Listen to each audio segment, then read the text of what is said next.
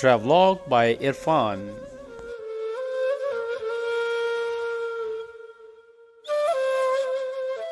Sorry سلطنت کے عروج و زوال کی کہانی ڈاکٹر عرفان کی زبانی.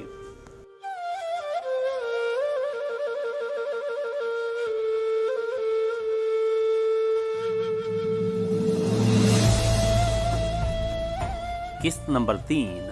سوری سلطنت کے بانی شیر شاہ سوری کی کہانی.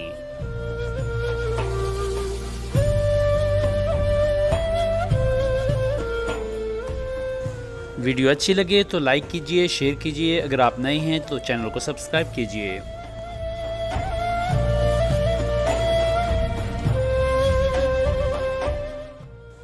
السلام علیکم ناظرین، ٹریولاگ بائی عرفان کے ساتھ میں ہوں آپ کا ہوسٹ ڈاکٹر عرفان راجپوت. قسط نمبر 3.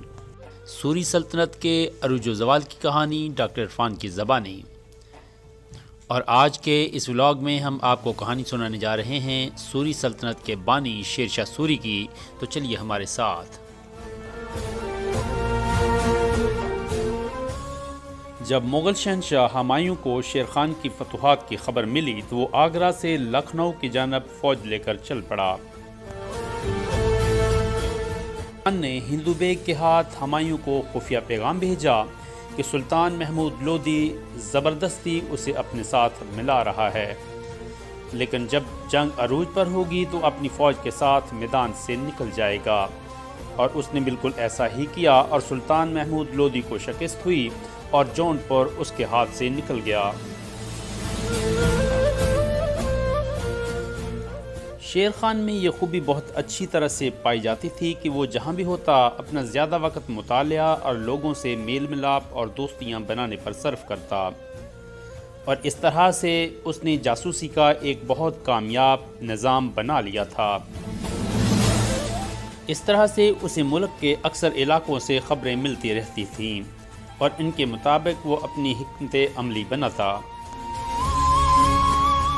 اور پھر بالآخر وہ وقت قریب آ ہی گیا جس کی پیشگوئی شیر شاہ نے شیخ ابراہیم کے سامنے کی تھی، اور 26 جون سن 1539 کو شیر خان نے چوسا کی جنگ میں مغل شہنشاہ ہمایوں کو شکست فاش دی.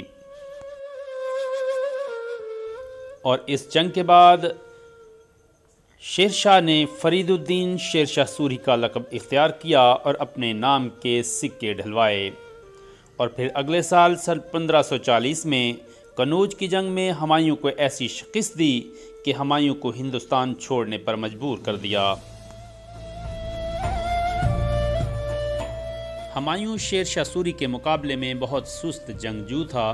یہی وجہ ہے کہ ہمایوں پہلے لاہور پہنچا، لیکن شیر شاہ مرتے دم تک اس کا پیچھا چھوڑنے والا نہ تھا. شیر شاہ نے اسے لاہور سے بھگایا اور پھر وہ ملتان پہنچا، اور جب ملتان سے بھگایا گیا تو اس نے سندھ میں عمر کوٹ کے راجہ کے پاس پناہ لی، اور پھر ہندوستان بالآخر چھوڑ کر ایران کے بادشاہ کے پاس جا پہنچا، اور 10 سال تک اپنے زخم چاٹتا رہا اور شیر شاہ سوری کے خلاف کارروائی کا سوچتا رہا.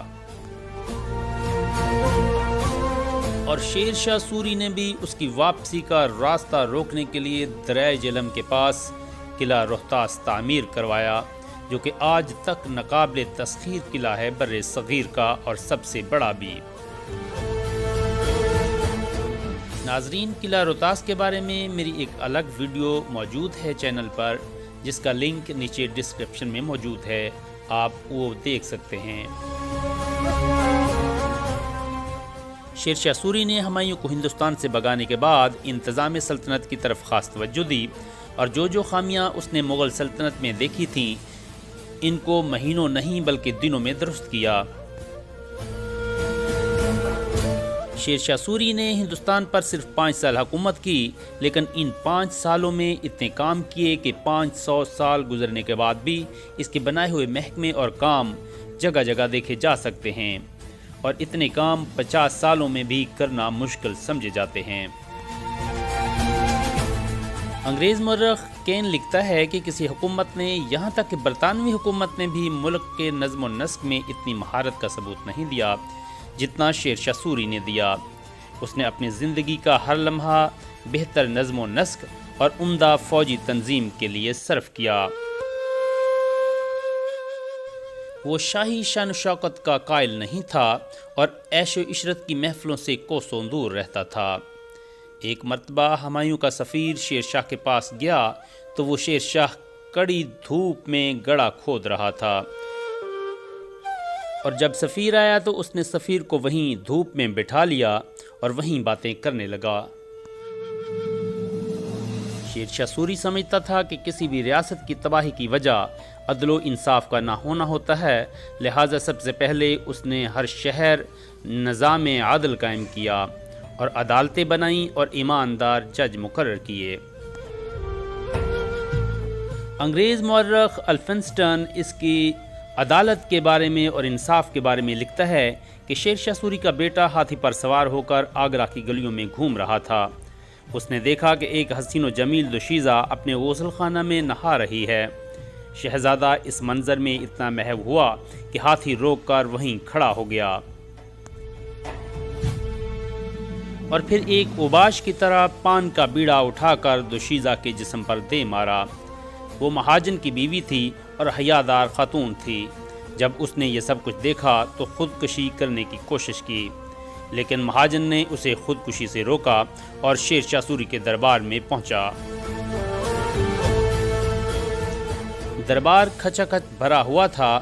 مہاجن نے شہزادی سے کی جانے والی زیادتی کی تمام روایات سنا دی۔ واقعہ سنتے ہی شیر شاہ سوری غضبناک ہو گیا اور حکم دیا کہ مہاجن بھی اسی طرح ہاتھی پر سوار ہو کر شہزادے کے گھر جائے اور شہزادے کی بیوی یعنی کہ اس کی بہو کو ننگا کر کے سامنے لایا جائے اور اسی طرح اس پر بھی پان کا بیڑا پھینکا جائے۔ تو یہ حکم سن کر پورا دربار کانپنے لگا۔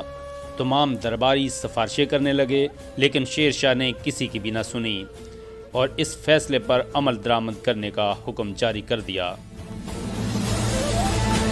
مہاجن نے جب عدل و انصاف پر مبنی یہ فیصلہ سنا تو اپنے دعویٰ سے دستبردار ہو گیا۔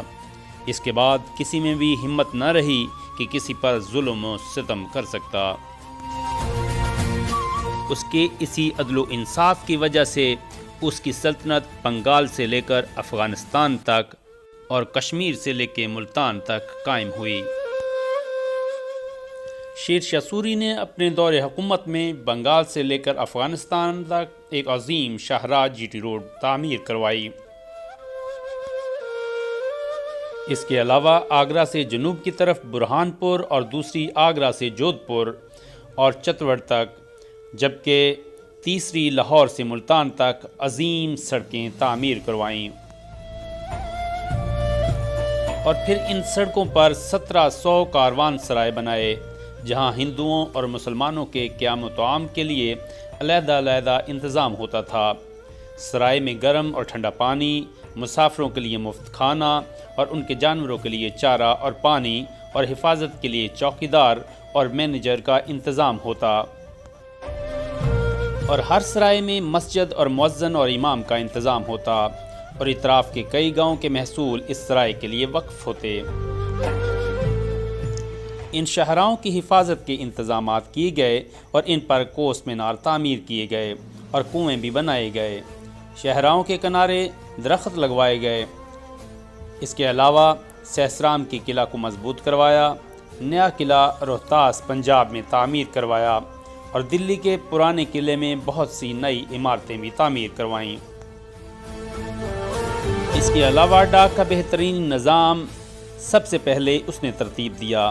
550 سال قبل اس نے زرعی اصلاحات کا کام شروع کروایا، جس کی پیروی بعد میں آنے والے حکمرانوں نے کی۔ اس کے انہی تعمیری کاموں کی وجہ سے اسے ہندوستان کا نیپولین بھی کہا جاتا ہے۔ شیر شاہ سوری نے اپنی زندگی میں ہی سہسرام میں اپنی آخری آرام گاہ کے لیے کیمور کی پہاڑی پر ایک خوبصورت مقبرہ تعمیر کروایا، جس کے چاروں طرف ایک بہت ہی خوبصورت جھیل بنائی گئی۔ شیر شاہ سوری اپنی عمر کے 60ویں سال میں تھا جب اس نے محوبہ کے راجپوتوں کے خلاف بندیل کھنڈ میں کالنجر کے قلعے کا محاصرہ کیا ہوا تھا۔ جمعہ کا دن تھا۔ 22 مئی سن 1545 کو قلعہ کی دیواروں سے ٹکرا کر آنے والے ایک بارودی گولے نے جہاں وہ کھڑے تھے وہاں پڑے ہوئے دوسرے گولوں کو نشانہ بنایا، جس سے شیر شاہ سوری کے علاوہ بہت سے دوسرے لوگ بھی جاں بحق ہو گئے اور اسی حادثہ میں موجود اس کا ایک بیٹا معجزانہ طور پر بچ گیا۔ اور اس طرح سے ایک ایسا شخص جس نے اپنی ہمت، حوصلہ اور ذہانت، جرأت و بہادری سے ایک عظیم سلطنت پر قبضہ کیا اور پوری دنیا کو بتا دیا کہ انسان اگر ارادہ کر لے تو کچھ بھی ناممکن نہیں ہوتا، اس کو سہسرام میں اپنے ہی بنائے ہوئے مقبرہ میں دفن کر دیا گیا۔ انا للہ و انا الیہ راجعون۔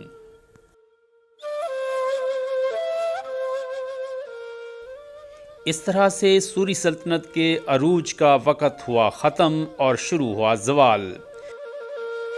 اور سوری سلطنت کے زوال کے بارے میں ہم آپ کو بتائیں گے قسط نمبر 4 میں، تو اس کا انتظار کیجیے گا۔